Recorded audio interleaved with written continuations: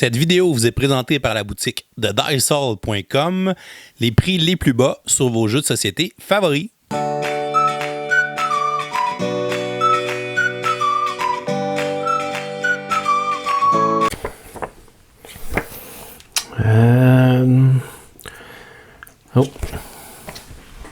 Oh hey! Hey, salut tout le monde! Bienvenue dans le coup de cœur du mois d'août 2019. Mon nom est Martin Lafrenière de la zone Jeux de société. J'espère que vous allez bien. Hey, ce fut un mois d'août très bien rempli au niveau des jeux de société. Et je vous dirais que même que si... J'ai de la difficulté à choisir mon coup de cœur du mois d'août. En fait, il y a comme deux jeux qui sont tombés directement dans le mois d'août. Et puis encore au moment où je vous parle là, je le sais pas trop. Puis non, ça peut pas être Vindication qui est en arrière de moi parce que je viens de le recevoir au mois de septembre. Fait qu'il est pas encore éligible, mais il sera peut-être mon jeu du mois pour le mois de septembre. On verra. Fait que mes deux que je vais vous parler rapidement, c'est Watergate, donc un jeu qui est maintenant disponible en magasin si vous voulez vous le procurer en anglais. Un jeu de la compagnie Capstone Games. D'ailleurs, je dois remercier mon ami David de me l'avoir rapporté du Gen Con. Alors, Watergate, c'est un jeu style Twilight Struggle qui est un jeu qui est uniquement à 2 joueurs, mais d'une tellement de grande intelligence derrière ce jeu-là. Le thème, il est exceptionnel. C'est pas un jeu pour tout le monde, c'est un jeu, je pense, pour les gens qui aiment le genre. Donc, c'est un jeu où on joue des cartes, puis les cartes ont comme 2 fonctions. Donc, soit on joue l'événement ou on joue pour les points. Sauf que là, cette fois-ci, c'est un peu asymétrique parce que Nixon doit empêcher dans le fond, les journalistes de relier des genres de conspirateurs à lui, alors que nous, les journalistes, on doit tout faire justement pour aller chercher ces conspirateurs-là et relier au centre du plateau à Nixon. Et tout ça avec un système de jeu qui est exceptionnel. J'aime vraiment beaucoup ce jeu-là. Puis, je vous dirais que mon deuxième, hey boy, c'est celui-ci. C'est encore un jeu à 2 joueurs, donc c'est Hands in the Sea, c'est la 2e édition. C'est un jeu, ça fait un petit peu plus longtemps qu'il est sorti, mais c'est un jeu de guerre, c'est un deck builder qui ressemble beaucoup à A Few Acres of Snow, je pense. Il y en a beaucoup qui m'ont parlé de ça, je me suis trompé en disant dans ma vidéo que c'était Snowdonia, mais je me suis complètement trompé. C'est un jeu vraiment super le fun. Faut encore une fois que vous aimiez les jeux de guerre, mais c'est un deck builder d'une grande intelligence, beaucoup de stratégie, peut-être une certaine forme d'inégalité entre Carthage et Rome, mais c'est vraiment un jeu avec un beau matériel, vraiment très fun. Mais mon jeu du mois, mesdames et messieurs, c'est Watergate.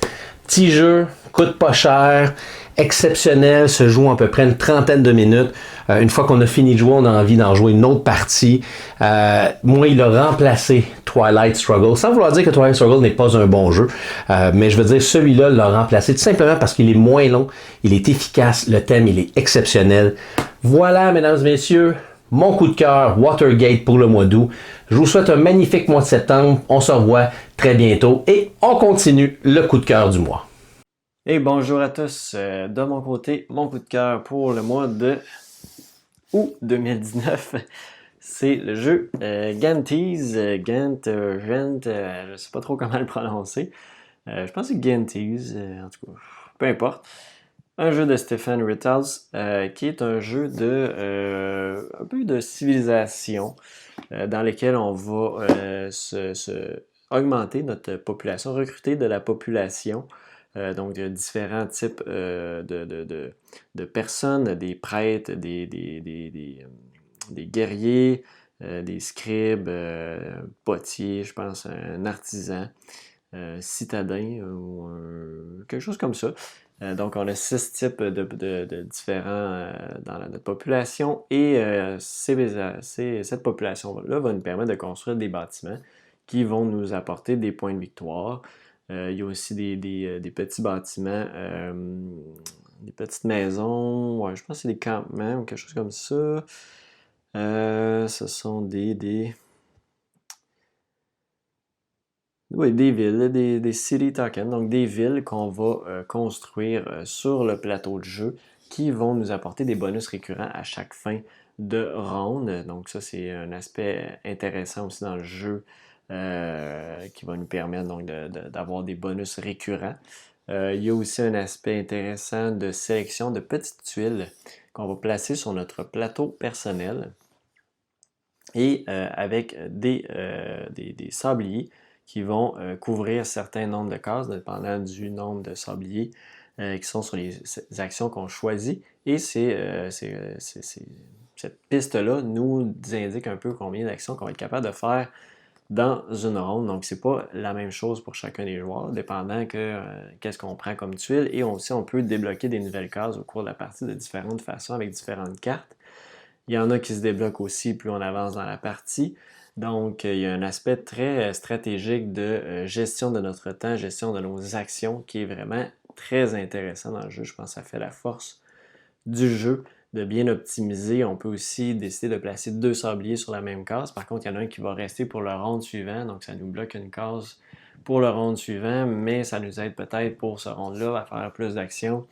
Donc, il y a tout cet aspect de gestion-là qui est super intéressant. Il y a un aspect aussi de force des actions qu'il va avoir, dépendant combien qu'on paye. On va avoir accès à plus de choses, plus de personnages à recruter. Donc, il y a vraiment plusieurs aspects hyper intéressants dans Gentees que j'ai vraiment apprécié. Autant le jouer en solo qu'à 4 joueurs. Donc, vraiment super intéressant, Gentees. C'est mon coup de cœur pour le mois d'août 2019. Le mois d'août est terminé et c'est déjà le temps du coup de cœur. Alors le mois d'août était chargé en nouveautés parce que en début du mois, c'était l'événement Gen Con et on a eu la chance de tester un paquet de titres. Et là, mon coup de cœur du mois est pas le meilleur de ces titres-là, et loin de là. Mais par exemple, c'est un titre que j'ai vraiment aimé et j'ai vraiment accroché. C'est probablement un jeu qui va se retrouver dans ma liste des jeux les plus joués de 2019 et c'est le jeu Point Salad. Point Salad n'a pas la prétention d'être un grand jeu. Absolument pas. C'est un jeu qui joue en une dizaine de minutes, qui prend à peine 1 ou 2 minutes à expliquer et c'est très très simple. En gros, je peux même vous expliquer immédiatement le jeu. C'est un jeu de draft où on va devoir piger des cartes. Donc, on va avoir des légumes et de l'autre côté des légumes, on va avoir une façon de faire des points. Donc, par exemple, faire un point pour chacune des tomates qu'on a ou encore gagner 3 points par carotte mais perdre 2 points par poivron. Donc, au courant de la partie, il va y avoir des cartes disponibles et à notre tour, on va avoir un choix à faire. Soit qu'on prend 2 légumes qui sont disponibles ou on prend une carte de points. Donc, on prend la carte et on la met devant nous. Le jeu va se continuer jusqu'à temps qu'il n'y ait plus de cartes. Et à ce moment-là, on va regarder nos cartes de points et on va regarder notre tableau de légumes qu'on va avoir drafté. Et le joueur qui a fait le plus de points va remporter la partie. Bon, il y a des petites choses comme on peut regarder en arrière des cartes de points, il y a des légumes, des fois on peut les retourner, des choses comme ça, mais à la base, Point Salad est incroyablement simple. Et ce qui est encore plus délicieux avec ce jeu-là, c'est le beau petit jeu de mots absolument savoureux. Pour ceux qui ne le savent pas, Point Salad est une expression anglophone utilisée souvent pour des jeux euro, on va marquer des points pour faire à peu près n'importe quoi. On appelle ça une salade de points. Eh bien, Point Salad réussit à le faire, c'est un jeu très très simple, très très amusant, facile à jouer, et personnellement, je trouve que c'est un jeu que vous devriez essayer parce que c'est mon coup de cœur du mois de août.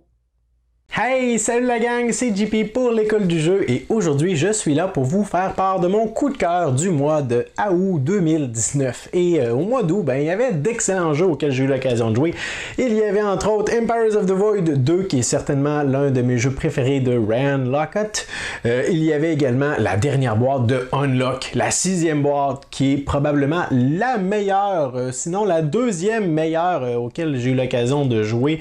En fait, je les ai toutes jouées. Alors ça règle le problème. Mais j'ai décidé de donner le titre de coup de cœur au jeu qui m'a le plus surpris au mois d'août et ça, c'est Ishtar. Ishtar, c'est délicieux, c'est satisfaisant, c'est splendide. Vraiment, j'ai eu l'occasion d'y jouer seulement dans une configuration à 2 joueurs, mais vraiment satisfaisant et intéressant comme jeu. La simplicité versus comme la profondeur du jeu m'a vraiment agréablement surpris. C'est un jeu qui est rapide, mais c'est un jeu qui est satisfaisant autant dans les combo qu'on va faire ou dans la situation qu'on va se placer graduellement, mais satisfaisant visuellement aussi. Je m'explique, on commence la partie avec des tuiles comme ça, désertiques, et on va en cours de partie venir placer des petites tuiles de verdure comme ceci, avec parfois de l'herbe, parfois des petites feuilles, des fleurs, parfois on va même venir mettre des petits meeples jardiniers là-dessus, on va ajouter des fontaines, on va mettre des arbres en 3 dimensions aussi, des espèces de meeple arbres très jolis qu'on va ajouter là-dessus. Alors le plateau, le jeu prend vie en cours de partie et ça c'est merveilleux. J'aime beaucoup le fait qu'on a ces petits plateaux de joueurs également qui nous donnent l'occasion en cours de partie de débloquer soit des pouvoirs passifs ou des occasions de faire des points en fin de partie, ce qui va nous donner un décompte un peu asymétrique à ce niveau-là, différent pour tous les joueurs. Alors Richard, franchement, un coup de cœur pour moi. C'est certain que je veux y rejouer. Surveillez ça, ça devrait arriver en boutique très bientôt. Salut la gang, c'est Steve pour le temple du Meeple. Ça me dit de quoi cette intro-là? Si vous pensez savoir c'est qui le YouTuber qui ressemble à ça, dites-moi là dans les commentaires. Merci David pour m'inviter encore pour le coup de cœur du mois d'août. Mon coup de cœur du mois, c'est Imperial Settler de Empire of the North, qui est juste ici. Un jeu de Ignacy Trzewiczek. Un jeu qui surpasse selon moi grandement son grand frère Imperial Settler. La différence...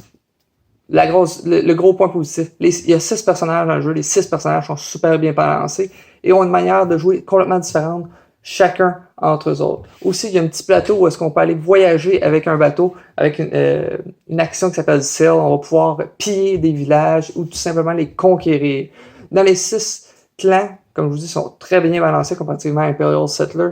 Il y a les clans qui vont faire des effets et même copier leurs propres effets, donc vous allez pouvoir booster grandement vos effets. On a un clan de Ulaf, eux autres, qui sont spécialistes dans le niveau du sel, donc allez pas faire un sel avec eux autres, ils vont tous vous dépasser, ils vont tous ramasser. Il y a le clan des Panuks, eux, ils vont faire beaucoup de ressources et faire beaucoup de points avec leurs ressources. Il y a le Edel Clan, qui vont dans le fond mettre des ouvriers sur leur carte, normalement ils sont pris là, mais ils vont avoir des combos pour reprendre leurs ouvriers, ainsi, et faire beaucoup de points d'histoire. Il y a les Nanurjuk, oui, un beau nom pour un clan avec des igloos dans le fond. Eux vont faire beaucoup de ressources aussi. Ils vont s'enlever des cartes du jeu pour se faire plus de points. Donc, un beau balancement. Il y a le clan de McKinnon que j'ai pas essayé. Justement, je vous laisse découvrir ça. C'est vraiment un magnifique jeu. Il y a aussi une grosse différence. Normalement, on avait 5 rounds dans son ancêtre. Maintenant, on est rendu, c'est une course au point. On a le premier qui se rend à 25 points. Après, on finit le round. Bonsoir, c'est fini.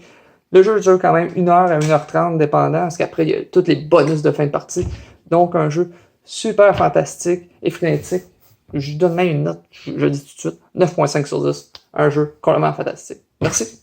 Continue de jouer. Oh, l'été est presque fini. Et qui dit fin de l'été dit aussi Gen Con. Et qui dit Gen Con dit des milliers de jeux à essayer. Et parmi tous ces jeux-là qui sont sortis cet été, il y en avait un qui particulièrement, on avait très hâte d'essayer. C'était notre top 1 des jeux qu'on attendait le plus à la Gen Con. Et j'ai nommé King's Dilemma.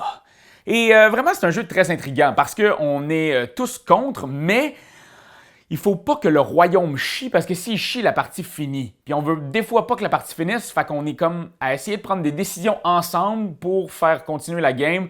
Ou certaines personnes comme Pierre-Louis vont prendre des décisions de marde juste pour faire chuter le gouvernement et faire terminer la partie. Je te salue, cher ami. King's Dilemma, tout d'abord, j'ai ouvert la boîte et j'ai fait « Oh my God! » C'est un asti de Legacy. Pas encore un Legacy. Je m'étais juré de plus jamais rembarquer dans un Legacy. Fait que je me tenais loin finalement quand j'ai reçu la boîte. J'ai comme fait non, ça me tente plus. Non, non. Après ça, tu regardes les pages de règles. Il y a 35 pages de règles. Tu fais non, non, non. Fait que Marc-Antoine et Pierre-Louis sont partis jouer à King's Dilemma. Un soir, ils ont fait les 35 pages de règles. Et après ça, ils ont fait 2 parties de suite. Et ils m'ont appelé, je pense, 45 fois en me disant « Raph, tu peux pas passer à côté de ça. Faut que tu l'essaies. Faut que tu y joues. » Et on a fait une partie. En fait, quand je dis une partie, on en a fait 4 dans la même soirée. Hier, on en a fait 3 et on a déjà cédulé la semaine prochaine pour en refaire d'autres. Vraiment, c'est très, très bon. On reçoit des dilemmes à chaque tour et on doit prendre une décision. Donc, c'est le genre de jeu où est-ce que tu as ton scotch et tu réfléchis à, bon, Est-ce que oui, on y va? Est-ce que non? Parce que ça influence toujours un peu l'économie, la bouffe, le savoir de ton royaume.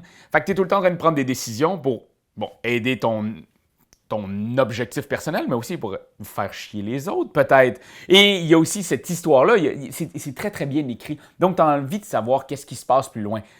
Spoiler free, je vous dirai rien de toute l'histoire, mais c'est bien écrit, c'est très, très chouette.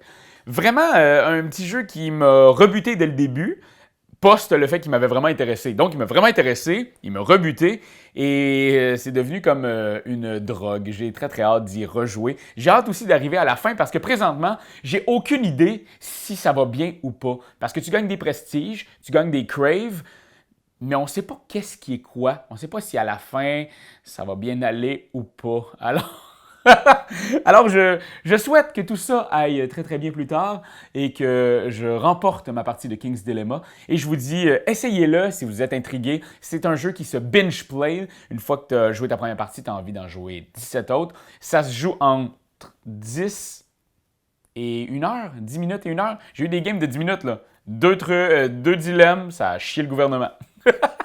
Fait que bonne journée, guys, puis on se voit le mois prochain. Et salut à tous, ça fait vraiment très longtemps. Après, il y a eu les vacances, la pause estivale, le déménagement, mais je suis quand même de retour parce que ça me fait plaisir de partager avec vous chaque mois mon coup de cœur. Et donc je suis encore une fois invitée, je ne sais pas pourquoi ces gens font ça, ils sont fous. Mais cette fois-ci, j'ai décidé de vous parler d'un petit jeu que j'ai découvert il n'y a pas très très longtemps, mais que j'ai pas mal rincé depuis parce que ça me plaît énormément. Et il s'agit de Little Town. Alors, à la base, vraiment, j'étais absolument pas du tout convaincue par quoi que ce soit parce que je me disais que c'était juste un petit gateway, un jeu pour apprendre aux gens à jouer aux jeux de société. Et le fait est que c'est vrai, c'est 100% ça, c'est absolument tout à fait ça. Et malgré tout, en tant que passionné de jeux de société, on ne peut pas s'empêcher d'avoir envie d'y revenir, de trouver ce jeu tellement épuré, tellement simple à appréhender qu'en fait, on a envie d'enchaîner les parties tout le temps.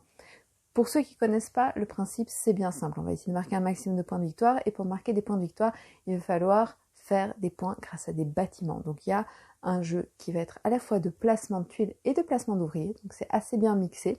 Et à chaque tour, en fait, on va pouvoir placer ces ouvriers sur une carte et récolter toutes les ressources qui sont directement adjacentes, que ce soit de manière diagonale ou orthogonale.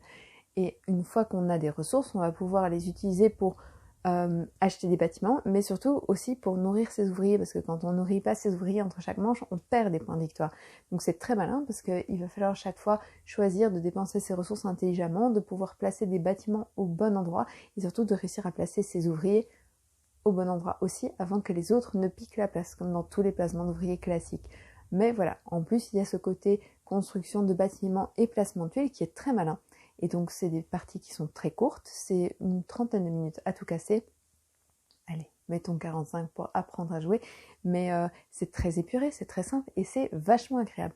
Donc c'est Little Town chez Yellow, et honnêtement, vous fiez pas qu'à mon avis, il y a plein de gens qui aiment beaucoup les jeux de société et qui pourront dire la même chose, c'est ultra satisfaisant, très agréable et c'est vraiment bien fichu. En plus c'est beau.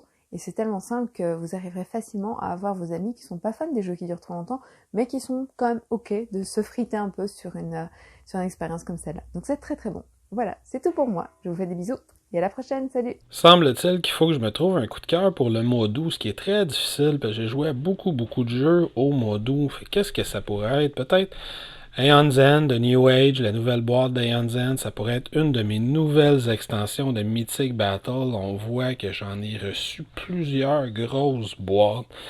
Ça pourrait être potentiellement de Tower of Arcanos ou les Charlatans de Belcastel, des beaux jeux. On a Sprawl Up, si on le voit mal, mais la grosse boîte noire, c'est Sprawl Up.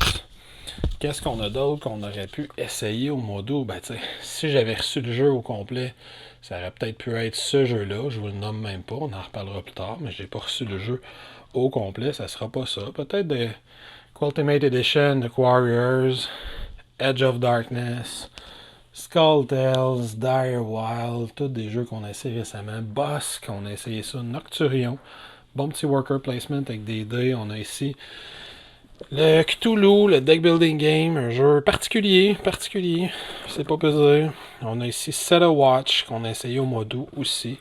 Ici, j'ai les DVD, ça va mettre de côté, mais il y a quand même des jeux en haut des DVD, quelques bons jeux. Batman, Conan, on en a déjà parlé, c'est sûr que c'est pas là-dedans. Si on continue à descendre, on a ici quelques très très bons choix. On a ici Shipwreck Arcana, qui est un beau petit jeu coopératif qui va jusqu'à 6 joueurs. On a les boîtes, les packs des Teenage Mutant Ninja Turtles pour Zombicide qu'on a beaucoup aimé. On a le Legendary James Bond qui est juste ici, qu'on voit un peu caché dans l'armoire. Qu'est-ce qu'on a d'autre si on continue à tourner? Aeon Legacy, on en a parlé. On a ici les Dice Throne. On en a parlé aussi, Reckoners, Mythic Battle, je viens d'en parler. On a complètement ici la nouvelle extension de Vindication, juste à côté de la boîte, au-dessus de Mech vs Minion. C'est des autres bons choix. On voit également l'extension du 7e continent que j'ai reçu il n'y a pas si longtemps. Moi, je l'ai reçu en retard parce que je suis malchanceux là-dessus. Un autre très très bon choix, l'extension de Gloomhaven qu'on a essayé au mois d'août. On a fini par starter ça. Ça pourrait être un potentiel choix pour notre spécial du mois d'août. Est-ce qu'on a d'autres choix? C'est au mois d'août, j'ai essayé pour la première fois ce jeu qui s'appelle Through the Ages, qui est un très très bon jeu. Malheureusement, j'ai scrappé une règle. Donc, l'expérience est à retenter. Et finalement, une dernière chose, j'ai essayé au mois d'août, l'extension Totally Liquid de Dinosaur Island, qui est un autre très bon choix. Bref, avec tout ça... je suis pas capable de me brancher, moi. Bonjour tout le monde, merci David de l'invitation. Avant de vous partager mon coup de cœur du mois d'août 2019, j'aimerais vous parler d'un événement qui a lieu ce week-end, du 13 au 15 septembre 2019. Le Delirium Nudique revient pour une 2e édition. David et moi serons présents à l'événement, donc si vous êtes de la région de Québec ou si vous venez visiter la capitale, c'est une invitation. Ça nous fera plaisir de partager une partie avec vous, une séance de jeu. C'est plus de 300 gamers qui se réunissent cette année pour la 2e édition, un événement qui gagne en popularité. Alors, si vous ne connaissez pas, inscrivez ça à votre date, au moins pour l'année prochaine, mois de septembre. Ça vaut la peine du déplacement, c'est vraiment super bien organisé et ça me fera plaisir de partager une partie si vous êtes présent. Au niveau du coup de cœur du mois, ça ne sera pas barrage, que j'ai pas eu la chance d'essayer encore, mais mon ami Pierre l'a déjà placé dans son top 3 de l'année 2019, alors j'ai bien hâte de l'essayer. Vindication vient tout juste d'arriver au Randolph du Centropolis, ça aussi on va découvrir ça bientôt, mais je vais plutôt vous proposer Black Angel, donc un jeu, j'ai eu la chance de faire quelques parties au courant du mois. Un jeu pas facile d'approche, qui demande une bonne lecture des règles. D'ailleurs, David, tu es venu nous rencontrer au pub pour faire ta tournée des pubs. Et tu me posais la question à savoir si j'avais un jeu en tête que j'avais trouvé les règlements difficiles. C'en est un. Pas facile d'approche, il faut avoir le jeu et les règles en même temps pour faire une partie de simulation, pour bien assimiler et comprendre tout ça. Mais ça vaut la peine de persévérer. Un excellent jeu de placement de tuiles, placement de dés, gestion de main de cartes, de 1 à 4 joueurs. C'est une complexité assez élevée sur BGG, on parle de 3.78 sur 5. Par contre, c'est un beau jeu stratégique qui se déroule entre 60 et 120 minutes. Alors, moi, j'en ai fait mon coup de cœur du mois. J'ai bien aimé l'expérience. Donc, on incarne une unité de robot qui va veiller à ce que le vaisseau spatial, Black Angel, rejoigne une planète pour sauver l'humanité. Donc, un long voyage stellaire. Et durant ce temps-là, c'est les robots qui vont gérer tout ça. On doit donc subvenir aux besoins de l'expédition. Très bien amené. Le solo fonctionne très bien. Bref, ça vaut la peine de découvrir. Si vous ne connaissez pas, je vous invite à aller voir ça, Black Angel.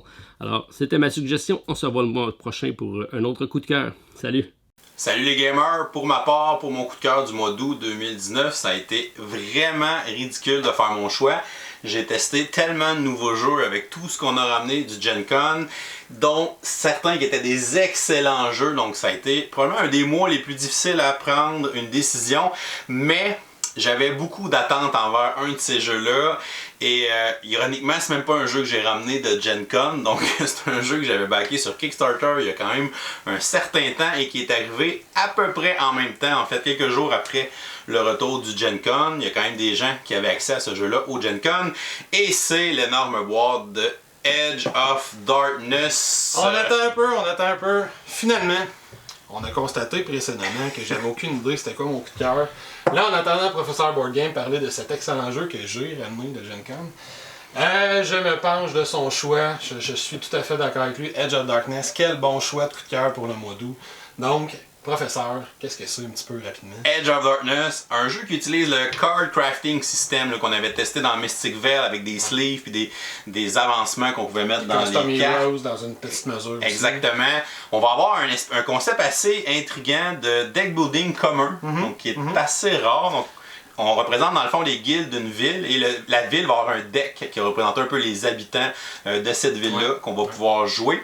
Et les joueurs vont augmenter les cartes au fur et à mesure de la partie et on va recruter à chaque tour des cartes pour pouvoir ensuite activer les différents pouvoirs sur les différentes bandelettes d'habileté. Fait que c'est une mécanique très intéressante parce qu'on peut, on va prendre possession de certaines cartes puis les points de victoire qu'on va marquer à la fin de la partie dépendent justement du nombre de cartes qui nous appartiennent dans le deck commun.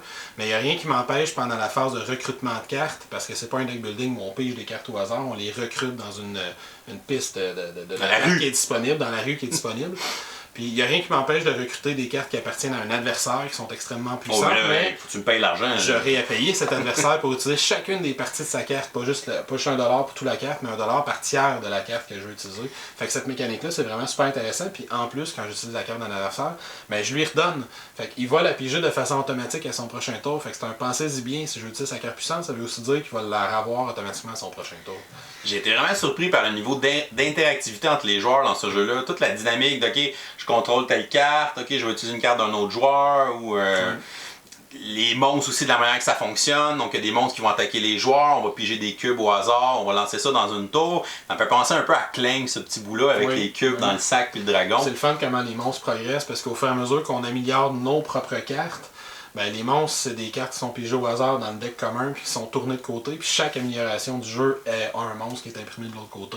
Fait qu'au fur et à mesure qu'on améliore nos cartes, on améliore également les monstres qui vont sortir dans le jeu. C'est vraiment brillant comme mécanique pour scaler, si on veut, la difficulté du jeu. Puis chaque partie peut être différente parce qu'on va mettre comme 10 lieux dans la partie avec 10 sortes d'améliorations de cartes. Puis dans le fond, dans le jeu, on en a quasiment une quarantaine. Il y en a 37 possibles. Fait qu'on peut avoir des combinaisons qui sont très différentes d'une partie à une autre. Fait que j'ai hâte de continuer à découvrir ce jeu-là. Ça a vraiment été un beau coup de cœur. J'avais beaucoup d'attentes pour Edge of Darkness, mais je pense que ça a répondu à l'appel. C'est un excellent jeu. Puis en plus, on n'a même pas encore parlé de l'extension. Ça vaut pas la peine. Puis pour ceux qui veulent se le procurer, soyez patients. Au mois de septembre, fin septembre, il va y avoir une nouvelle campagne Kickstarter, donc vous allez pouvoir le commander à ce moment-là. Puis on ajoute du nouveau matériel en plus par rapport à ce qu'il y avait déjà, une capacité de rangement plus efficace en boîte, plein d'affaires. Parce qu'il n'arrivera jamais en magasin. Ah, malheureusement. Donc c'est notre coup de cœur pour le mois d'août 2019, Edge of Darkness, là, vraiment une super belle expérience de jeu. Donc merci à tous nos collaborateurs encore une fois d'avoir partagé leur coup de cœur avec nous, avec vous aussi à la maison. On aimerait ça connaître votre coup de cœur du mois d'août. Dites-nous ça en commentaire sous la vidéo. Qu'est-ce que vous avez joué, qu'est-ce que vous avez apprécié dans le dernier mois. On a hâte de lire ça et voir qu'est-ce que vous avez découvert. Donc on se revoit le mois prochain pour un autre segment coup de cœur. Et d'ici ce temps-là, on vous souhaite une bonne journée et continuez de gamer. Ciao!